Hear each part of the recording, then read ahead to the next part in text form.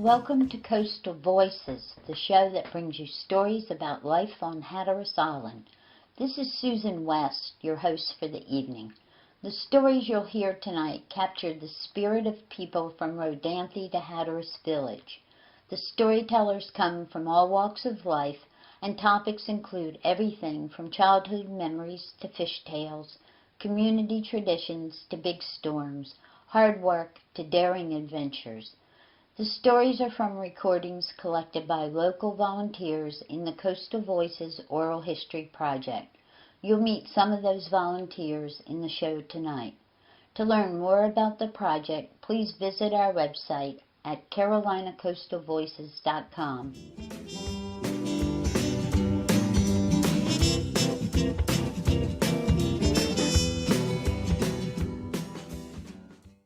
Sharon and George Pratt talk about hurricanes, when to stay and when to leave.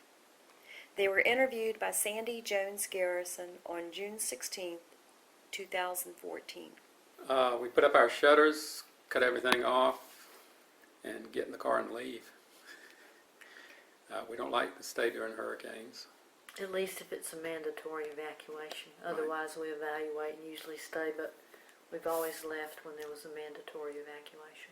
If it's calling for Category 1 or 2, do you kind of wait and see, or you just decided to go ahead? We generally go. You don't want to get caught stranded without services? Don't want to die. That's a good reason. The other thing, it's not that we're actually cowards, but we used to live on the beach, and we were there during Hurricane Isabel.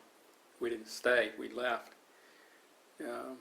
It was coming in as about a Category 3 or a Category 4, and all of our neighbors were planning to leave because we lived on a beach facing the south. So Sharon and I packed up and left, and then we called back to tell our neighbors that the roads were clear and it was a good time to leave. And they said, oh, it's dropped down to a Category 2, and we're going to stay.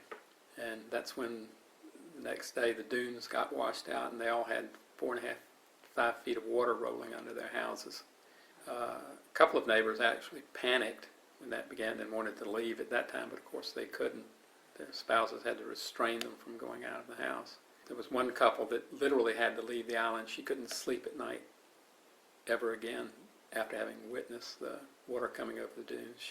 The way she described it, it's not as though the waves came and broke away the dunes piecemeal and then water began to trickle. She said that she was looking out off her deck. The water all of a sudden rose over the top and started flowing from the ocean to the sound. And by the time she ran around the house to look out the other side, it had already gone under the house and was on its way to the sound. I guess it's this, if you live in a place for 10 or 15 years and it seems to be a stable place, and then you see it acting up in the worst possible way, you can never get that out of your mind. And she literally couldn't sleep at night. They had to sell their house and move because of the experience. I didn't want that to happen to me. We'll evaluate where it's coming, and we go up and take Highway 64 to 95 and then go north or south depending on what's happening. We usually stay in a motel and wait to hear. If it's clear and we can get back, that's good. If it's not, we'll may go visit relatives or other things. It's always worked out. But lately, the problem is that the roads usually cut off and you have to wait for them to establish ferry service. And so it's harder and harder to get back on the island if, in fact, you do leave. But there's nothing here that I think is worth my life. If the house gets destroyed, I carry my insurance papers with me.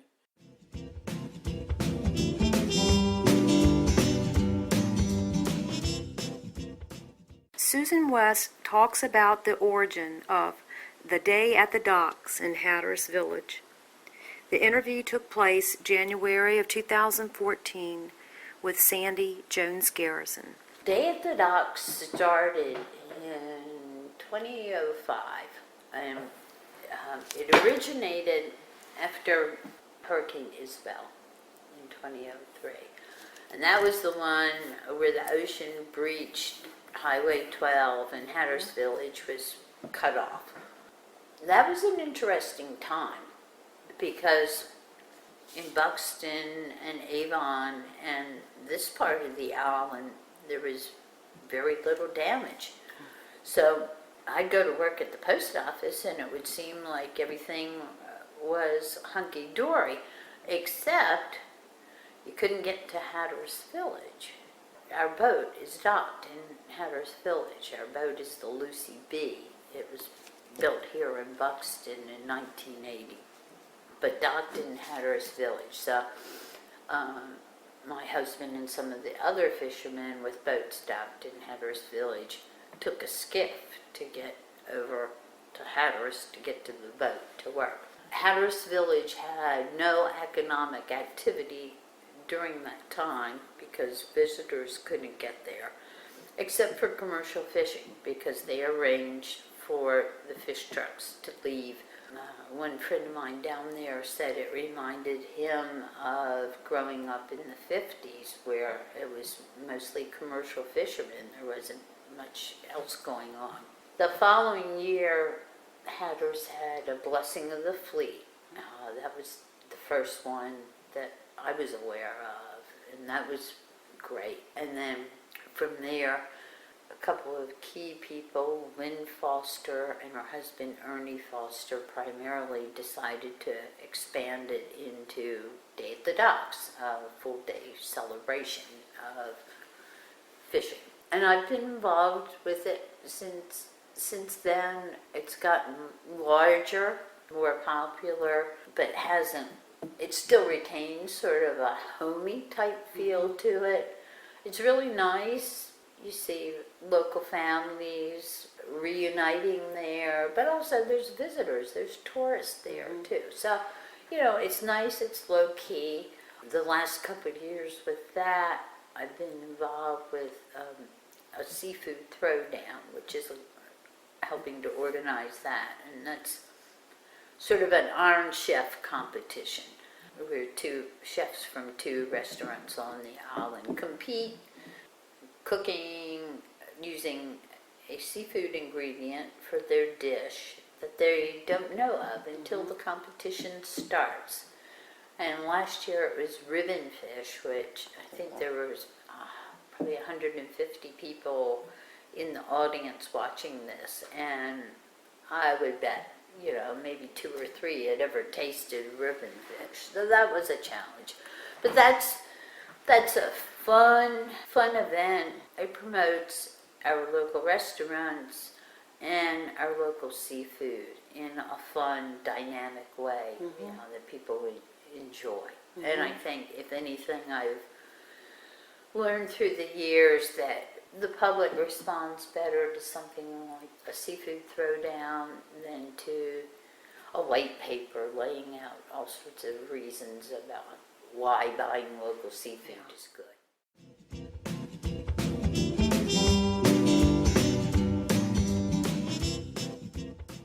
In an interview with Susan West, Michael Peel of Hatteras talks about Hurricane Isabel in 2003. Isabel, my front yard didn't get wet. Well, when the ocean come through, it hit the slash and the water went that way, out on each end of the slash.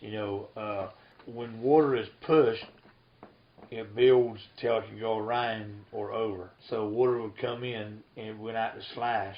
It went into the low spots. After Isabel, when there was the cut for a while there, what I heard up in Buxton, people were calling that Michael Peel Inlet. I was the first one across it. I had a Carolina skiff with a jet motor. Okay. And we was out riding around looking, and we rode out to the inlet, and it's that old house or the house that washed out there. You go inside the house into the living room or kitchen, and they had a cupboard there that the dishes were still in that cupboard. Cups, saucers, and wow. Yeah, I used to take a lot of people. You go right into the house, because in the boat, you go underneath the house, and it was sitting out in, I don't know how deep of water, but it had cups and saucers and everything right in the cupboard.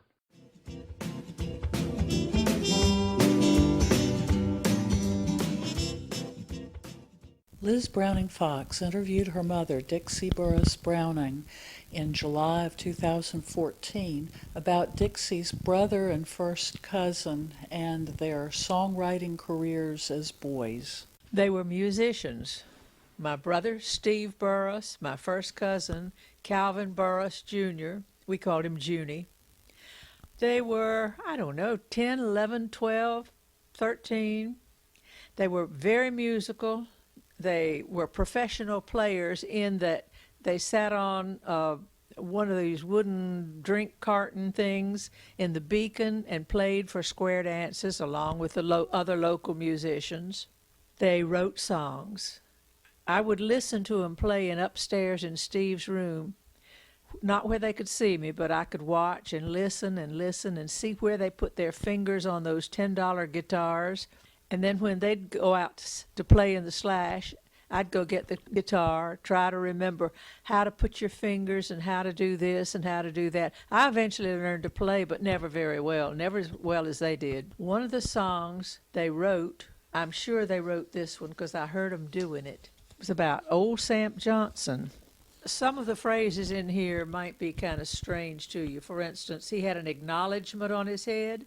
Well, there were such things as knowledge bones. A bump on somebody's head was called a knowledge bone. But anyway, this one came out something like this. Old Sam Johnson was a machinery cook. He had an idea of his own. Had an acknowledgement on his head, was the size of an old ham bone. Built himself an airship he surely thought would fly. Gonna show those common fools a new way of flying high. Oh, Sam set out one after eve, 7:15. Barometer in the shady land was 111. The balloon exploded with a terrible burst, and Sam began to pray. And as he passed toward the earth, the angels heard him say, "Oh, let me down easy, Lord, and you'll never see me here no more. I'll go to church and read a good book like it's never been read before. Ain't gonna build no more machinery things unless the good Lord gives me a pair of wings. Let me down easy, Lord, and you'll never see me here no more."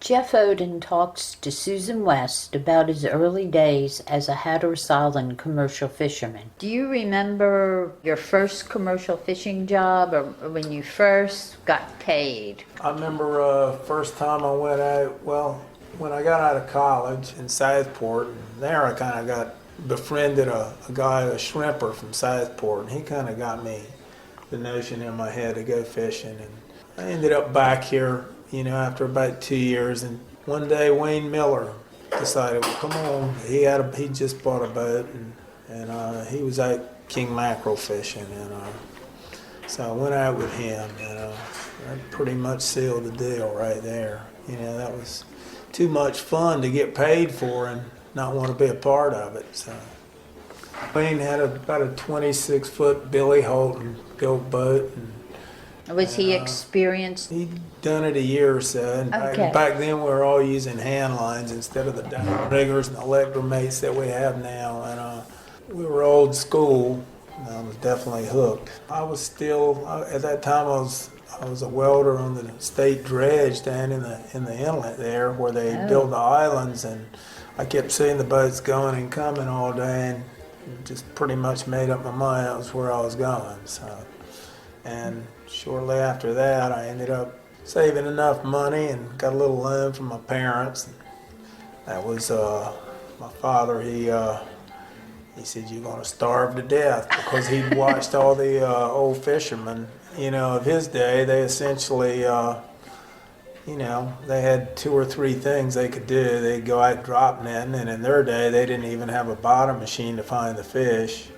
Or they could go long hauling or pound netting. At various times, as fisheries have always done, they'd ebb and flow, and sometimes it'd be good, and sometimes they'd be heading for the Coast Guard or whatever, just trying to find another avenue to make a living. But, it made me a little loan, and I ended up buying a little DC boat, Buddy Kennedy, and it's still here. Shelton Willis still has it. It's a little blue boat down there, one of the prettiest boats in the creek to this day. And because it's just got the Carolina flair in it. Buddy Kennedy, nobody will argue with the fact that he probably built builds one of the prettiest Carolina-style boats around. I mean, there are many of them still sailing here. And actually, he also built my second boat. That was one he built for himself to crab with, and started using that thing also to crab plus drop net. And back then we didn't have net reels. We were pulling by hand. And What year are we talking that was about? 76, 77. So you didn't have net reels. No net reels back then, so. When did net reels become Well, used there was here? one big bill that actually gotten one a few years, right around that time frame, and I think he'd put it on the Albatross, and I was fishing with that. He'd got it from Sea Grant, and being a welder, it didn't take me long to see the light, and ended up building one for myself. And actually, I never got around to doing it the 2 years I had the boat that Shelton now has. It was too small for one, actually. Oh. There was just no room in it. Ended up pulling by hand with that for 2 years. Then I got the Miss Marcy built by BC again. And king mackerel fishing was the main reason I got that little boat, drop netting, doing what we all have evolved into doing, period. I mean, we're netting king mackerel, netting Triton croakers. And I ended up at that time, L.B. Fulcher came along, and chief in the Coast Guard at Hatteras Inlet, and he retired at 37, and we decided he needed a hand pine netting, him and Lynn Oden. Lynn didn't last long at it. He decided it wasn't for him. Anyway, L.B. and myself teamed up and went pine netting, and I did that for 8 years, during the summer, and by that time, I got another boat. I named it the Seabind. I was over pine netting. I was over the sand. So it was just too much work, and too much work involved on land. And With the pound with netting, the pine with the netting, you were gear forever ready. mending them. You were getting stakes, and as I was mentioning before, my father told me I was going to starve to death. Well, there were so many more opportunities as when I was coming along than when his parents were doing it, and it wasn't just long hauling and pine netting. Right. We had king mackerel, we had drop netting with electronics that would actually help you find them. Interestingly enough, when I first started drop netting, I did it with Tracy Austin and Ivy Austin. We're on the little boat, the boat that Shelton had, and we're all three going at it. And Ivy said, "We don't need a bottom machine. I can smell them." Well, we all figured out Ivy had sinuses that month because we starved to death until we finally got us a bottom machine. And when we did that, the first day we had about 35 boxes, and I've tried.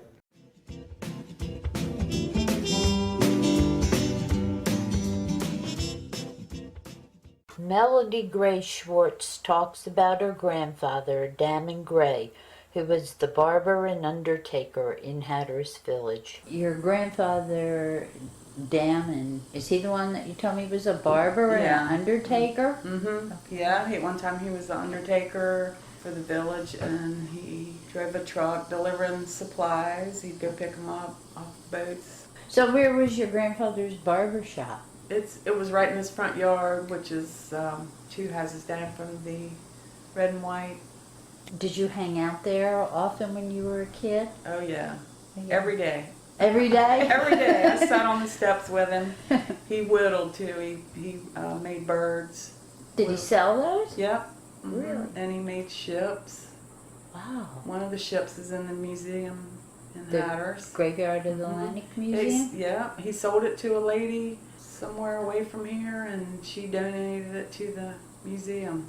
Oh, isn't It that was like it fantastic? came back home. That is fantastic. I remember he would whittle the boat, and Grandma would make the sails. And he would sit in the kitchen at night and whittle. And he had a cardboard box. He sat there and whittled in, and he had a clothesline across the kitchen, and he'd hang his birds on.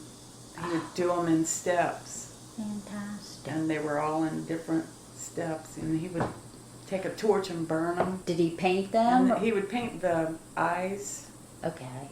and the little tip on the wings. He made the wings out of wooden ice cream spoons.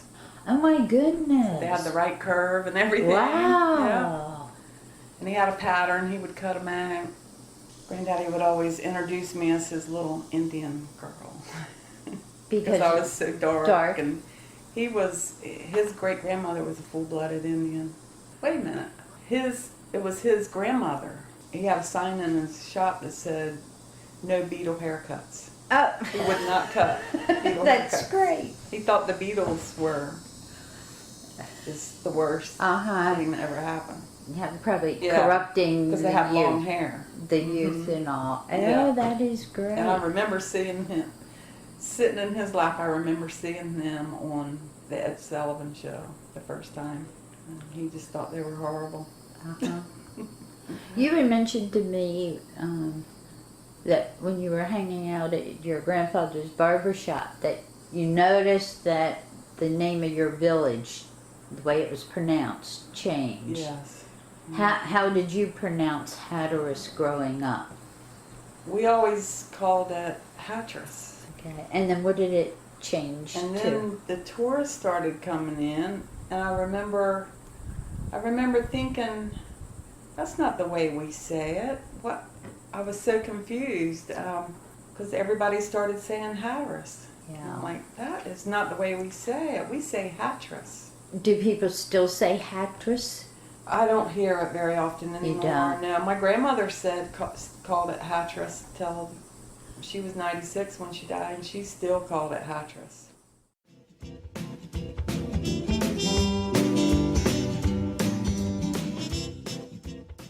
In an interview with Susan West, Jeff Aiken of Hatteras tells the story of how his family reconnected with the Ada Mae, a skipjack named after his grandmother. Ada Mae was born in Swan Quarter Okay. and raised in Swan Quarter in Hyde County, across the Sound. Her father is George Washington Hodges, and he was a farmer and entrepreneur of sorts. He had a lumber mill, sawmill, and they had farm equipment. There were 11 children. Was Ada Mae the oldest Ada daughter? Mae was the next to the youngest, and it was her older brother Ralph Hodges who built the Ada Mae. And when he was building it, he didn't know what he was going to name it, but he was charged with watching little Ada Mae while he was over there tinkering around with that boat. And so she was there with him almost daily while he was building it. And so it was only natural that he named it after her. Did he build other boats?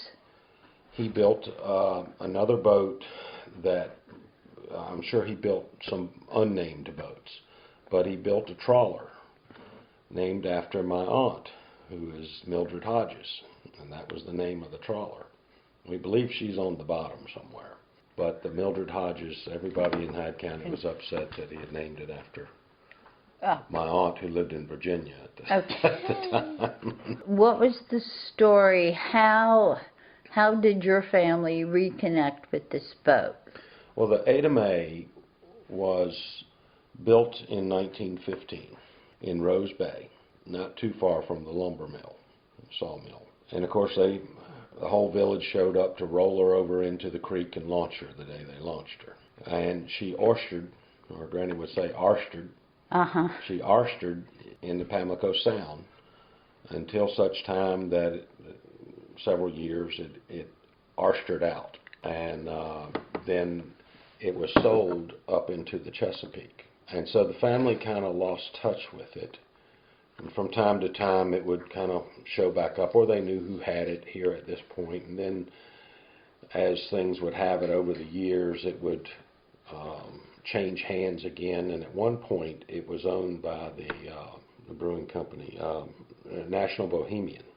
Okay. And some people in Maryland will probably remember the toucan type character that was their mascot. And we have a picture of him on the sail. It was on the sail of the boat at one time. Again, it fell by the wayside, ended up on a bank somewhere like so many skipjacks have. It was purchased or taken over by a philanthropist of sorts who made a valiant effort at rebuilding it and putting it back together. And only to once again fall into disrepair. Well, around about 1990, I think, the North Carolina Maritime Association, which was a historical significance type of group, that they went looking for it. And this is long after the family had lost it, because I went on several trips. My mom and dad and aunt and uncle, we'd get Granny in the back seat and we'd ride up to the eastern shore and look for her. Never found her. Well, these guys, lo and behold, found her. I think the guy that owned it, and it was in terrible shape, but it was floating still in the bay, and these guys got him to sell it to them for $1 or whatever for a donation. Okay. And they had to do some major work on the engine, and anyway, they finally got her to Little Washington, which is pretty close to home back then. And we had a great celebration while my grandmother was still alive, and we all went there. But the Marine Estuarine Center is there now. It's the North Carolina Estuarine Center. I don't have my words right, I'm sure, but they had printed T-shirts and everything, and done a big spiel on her, and everybody was just delighted at the whole thing. And Janet and I, after one of the Fish Barons balls in New Bern, we stopped in Little Washington to see Zena May, and she told us the history of working the boat with Ralph. Among other things that they did, besides oystering, they would haul watermelons up to Baltimore. And so I said, well, what do you mean, who hauled watermelons? She said, well, it was me and Ralph. And I said, really? Just the two of you would sail a load of watermelons up to Baltimore? She said, oh, yeah. Ralph knew every merchant, every farmer along the Pamlico Sound and Albemarle Sound, and we'd go there and we would take off and sail up the bay. And I said, well, Zena May, I said, well, when did Ralph sleep?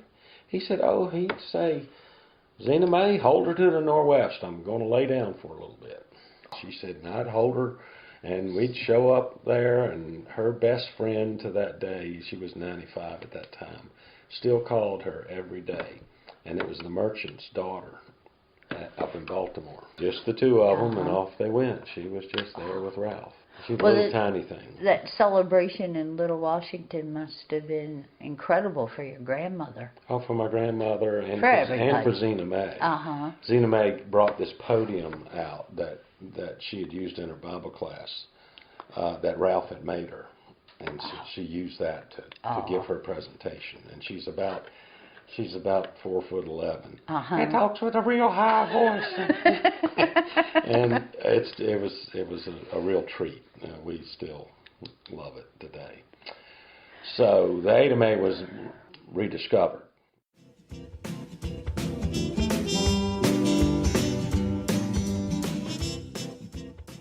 Elizabeth Browning Fox talks about Miss Maggie, the second wife of her great-grandfather, Dozier Burris. Liz was interviewed February 12, 2014, by Sandy Jones Garrison. I do remember a few stories about Miss Maggie. She was quite a character. So this would have been in the 30s. In my mother's memory, when she was a little girl, she told me that Miss Maggie, they didn't have a lot of cloth. The Hatteras was supplied completely by ship. And they were kind of the end of the line. So people didn't have riches out here to trade. They had salvage from shipwrecks. So they did have something. But they didn't really get a lot of bolts of cloth, and they were all very frugal. So Mama said she remembered that Miss Maggie's underwear that she'd wash and hang up always said Pillsbury's Finest across the seat, because they took the flour bags and turned them into underwear. And she washed them, and she made lye soap, and she washed them outside. She had a big old cauldron pot, whatever, big old pot that she'd mix up the lye and the water and build a fire under it to get it hot, and then she'd put her clothes in and poke them down with a stick, and then they'd wring them and they'd hang them. They didn't really have a hanger they just lay them over the fig bushes to dry. And Mama said she washed her hair in that same lye soap, which turned it just sparkling white. And she said it was beautiful until one summer. It was just a really hot, miserable summer, and I don't know whether there was another issue or not. But one summer she just got fed up with it, and she shaved her head and then wore a bonnet on it to keep from getting sunburn. So Mama and her brother, Uncle Steve, were little, and they were just amazed at that. She and great-granddaddy Dozier slept on she made a feather bed. I mean, and it was feather bed. It wasn't down, it was feathers, and saved all the chicken feathers and the goose feathers and such, and made this old feather bed, which they would sleep with. I don't know whether it was breath or what, but she would sleep with her head at one end, and he would sleep with his head at the other end. And every week they'd take it and haul it out to sun. She'd just kind of droop it out through the window and let the sun hit it to freshen it. Coastal Voices thanks the storytellers, the community oral historians, and Radio Hatteras for their support. And we thank you for joining us this evening. Good night.